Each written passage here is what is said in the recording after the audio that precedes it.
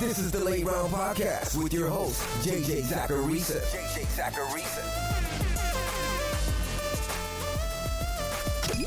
What's up, everyone? It's JJ Zacharisa, and this is episode 740 of the Late Round Fantasy Football Podcast, sponsored by FanDuel. Thanks for tuning in. Before we get into the mailbag questions this week, I want to send another reminder about the Late Round Prospect Guide, which you can pre-order right now over on lateround.com. The guide features profiles of every running back and wide receiver who will be at the combine, as well as a breakdown of what goes into my prospect model.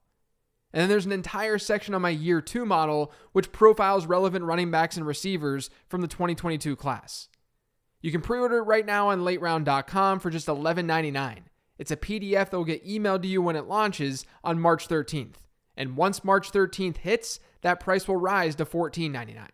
So again, head to lateround.com and pre-order it now. The first question this week is from @BobForest3. It says, "Hey JJ, love the show as always. Thanks. This is a note from your Sell High pod earlier this week. Question, what's the split on Pickens pre and post Chase Claypool trade? Yards per route run, target share, etc. Is he better than his season-long numbers suggest?" So Chase Claypool played the first 8 weeks of the 2022 season with the Steelers. So during that time, Pickens had more competition in that offense. But he actually had a target share per game rate that was better than his second half splits. His splits with Claypool saw a 16.4% target share per game. His splits without him were 16%. He averaged 3 fewer PPR points per game, but the Steelers' offense wasn't performing as well.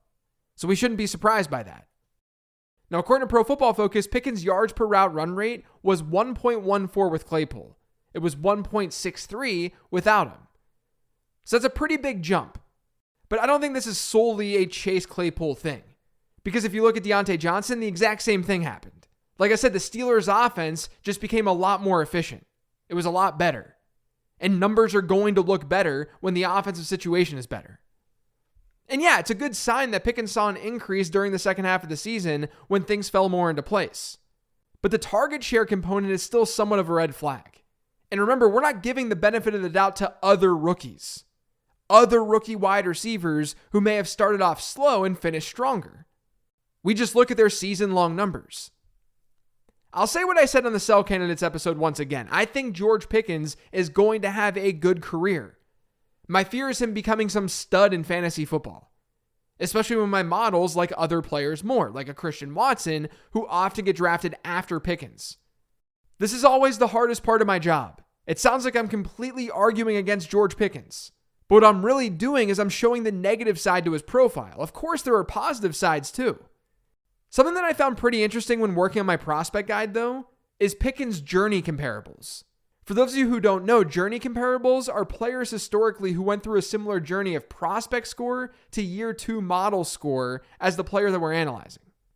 So Pickens had a prospect score of 82.5%. His year 2 score is a little over 90%. One player who had an almost identical journey was Torrey Smith.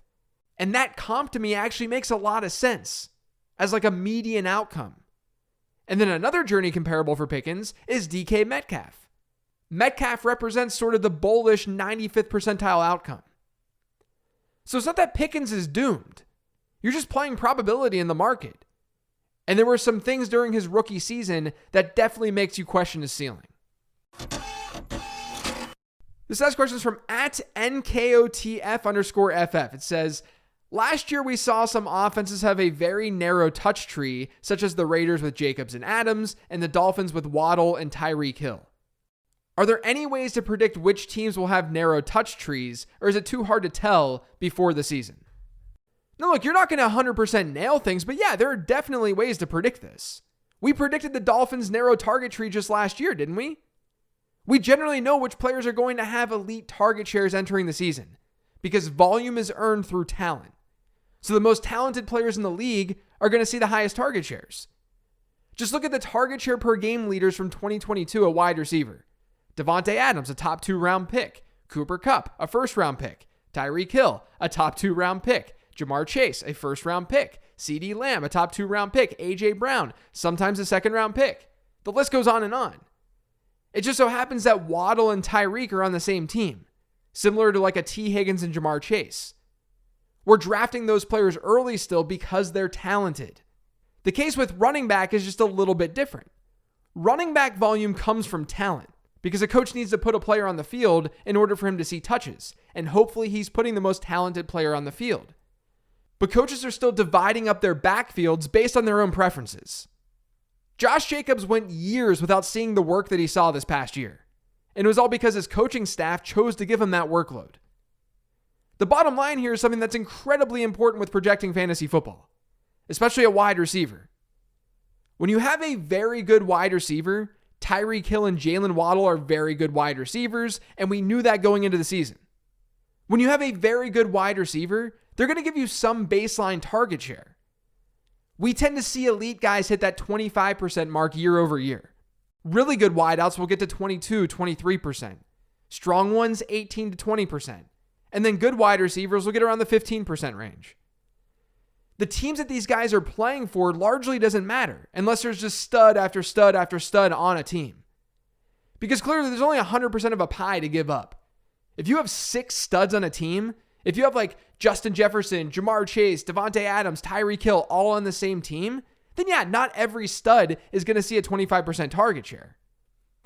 But in the case like Miami, we knew there wasn't that much depth outside of Tyreek and Waddle. So both players could get to that 20% target share mark without a problem. It just so happens that Tyreek Hill was the one who blew up. He got to the 30% mark. Waddle was more in that 20, 21% range.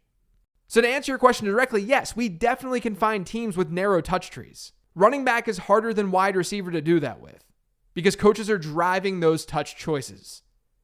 But even still, we have a general idea of which running back will be a bell cow and which one won't at a very, very high level entering the season. The next one's from Blake on Patreon. It's sort of related to the previous question. It says, when studying wide receiver stats, you often see advanced metrics like air yards, yards after the catch, average depth of target, yards per route run, true catch rate, etc. While a great proficiency in all of these likely leads to being identified as a stud breakout wide receiver, we know not every wide receiver can master all of the skills needed to lead all metrics. That said, have you found one specific metric that outshines the others in your eyes? Or a small combination of metrics that you believe to show more value, present or future, than others? Keep up the great work and thanks for all that you do. Thanks. Now look, analysts have been searching for this golden key for years. This key that unlocks the answers to predicting fantasy football. And I'm here to tell you that it does not exist, and it will never exist. Some metrics are definitely better than others. But a huge reason I love this game so much is that there's so much nuance. You're like a detective putting pieces together to formulate the most probable story. And people hate that the answer to this question is so simple. The answer is volume. Volume is what's most predictive year over year. Volume is what you should care about most. And if you notice, I reference things like yards per route run on this show all the time. And while yards per route run seems like an efficiency statistic, it's actually a volume one. The numerator of that metric, the top number of the fraction, is yards. Yards per route run. What are yards? They're a cumulative statistic. They add up over and over again as you get what? More volume. The denominator then is routes run. A starting wide receiver in an offense is going to run a similar-ish number of routes as another starting wide receiver in that same offense. For instance, Justin Jefferson ran just 16 more routes last year than Adam Thielen in the regular season. But Justin Jefferson gets more volume because he's more talented. And when you get more volume, you get more yards. So Jefferson's yards per route run is dramatically better than Adam Thielen's. But their denominator is pretty similar. Yards per route run is fun though because a player can somewhat overcome a lack of volume if they're seeing targets down the field and converting big plays with each target. If they're accumulating a lot of yards despite the lack of volume, they can still look good in yards per route run because they're very, very efficient. That's why it's a fun statistic. It sort of combines everything. But there's still a volume component to it, which is why it's a metric that I care about. But I care about average depth of target too. I care about how these players are being used because it helps me understand the type of player that they are. The more you know about a player, the easier they are to project. But at the end of the day, volume is what matters most. It's a really boring answer, but it's the right answer. This next one's from @DocKev. It says, does the hiring of Gannon ruin the fantasy value of Cardinals players next season, or should we wait to see the offensive coordinator hire? Now, I won't get super specific about Gannon with this answer because there's a broader point that I need to make. Don't overestimate your ability to know how a coach is going to impact a team in fantasy football. There's so much variance with this stuff. Head coaching ability is really, really hard to predict. Back in like the 2012, 2013, 2014 year range, I tried to do that.